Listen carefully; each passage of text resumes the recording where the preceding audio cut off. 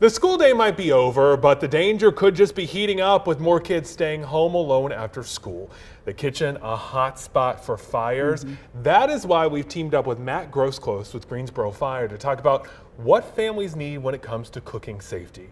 I gotta tell you before we start this, full transparency, fourth grade, I'm making a Pop-Tart and I caught the house on fire. How? Some paper had fallen into the thing too, not just the food. And I luckily knew how to use a fire extinguisher because my family had trained me on it. Okay. So we're here to make sure that doesn't happen for other kids. Well, and if anything like that does happen to somebody who's using a toaster, the easiest thing they can do is just unplug it. Take the electrical current away from it. If only I had known that back in the day. So after school snacks, they can obviously have problems, as my case shows. What age should kids really be alone after school in the first place? Well, that's certainly up to the parent, but we see it happen a lot around the fifth grade age when kids are about 10 to 11 years old. Maybe the parents are starting to let them have their own key to come into the home, and that's when we're seeing some of these issues starting. And fortunately here in Greensboro, we teach a fifth grade education program where we target that age group to help prepare them.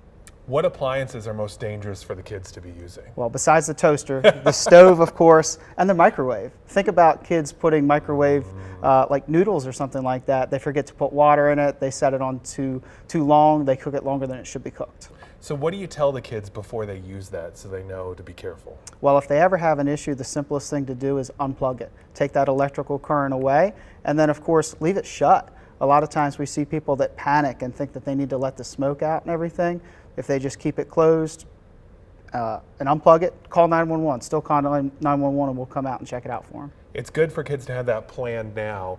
You also want to plan at your house how they're going to get out of the house if there's a fire, right? That's correct. You always want to make sure that there's at least 2 ways out of your house, 2 ways out of every room that you're in, front door, back door, windows. And also with that, make sure none of them are blocked. We see people sometimes who will put something up in front of a window or heaven forbid a door. You want to make sure that you can always get out those exits. What about upstairs? What do you do to get out up there? Well, if you're upstairs and you can try to go out the door, you want to go up to the door, feel it with the back of your hand. If it's hot, that means there's fire on the other side. You shouldn't go out. If the child can peek outside the door and see clearly down the hallway, they can exit safely. If it's full of smoke, their best bet is to close the door, put some towels across the bottom, call 911 and wait for the fire department to arrive. We're so blessed here in the city of Greensboro.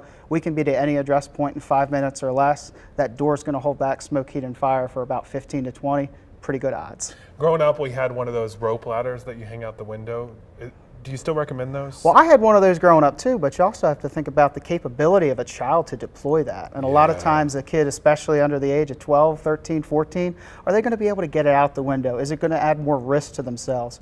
We get kids often that say, oh, should I jump? That's your last resort.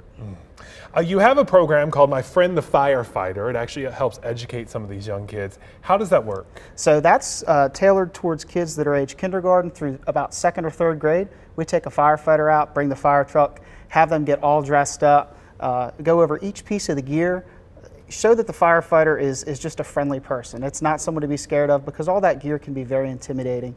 Talk about the fact that firefighters have to stay in good shape, do well in school, be big and strong and everything like that, and then we take them out and show them the fire truck. How cool. I would have loved that as a kid.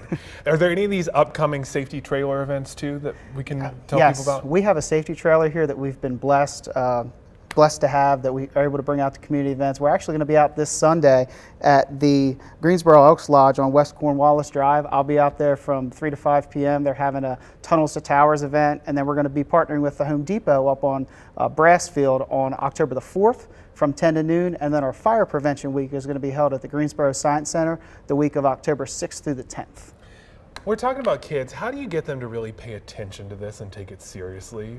Small tidbits. That's the thing. You have to think about the attention span, especially if those younger kids, you don't have them for more than about 10 minutes. They listen very well to videos as well. We're going to have a video as part of our show program at the Greensboro Science Center, but short, small tidbits. And when we go to the older ages and teach our 5th grade fire safety program, it's multiple activities and switching up the programs. I noticed you also brought here one of the sticker badges. I'm sure the kids love this stuff. How does that help you teach them? It helps reinforce things. It helps them to bring it home. If their parent was there or not there, they say, hey, the fire department came out. Here's what I learned. When they go through our safety trailer and complete one of the components, such as exiting through the bedroom safely, they get the sticker once they're done. Well, thank you so much for keeping the kids safe and keeping all of us safe. We really appreciate it. Thanks a lot.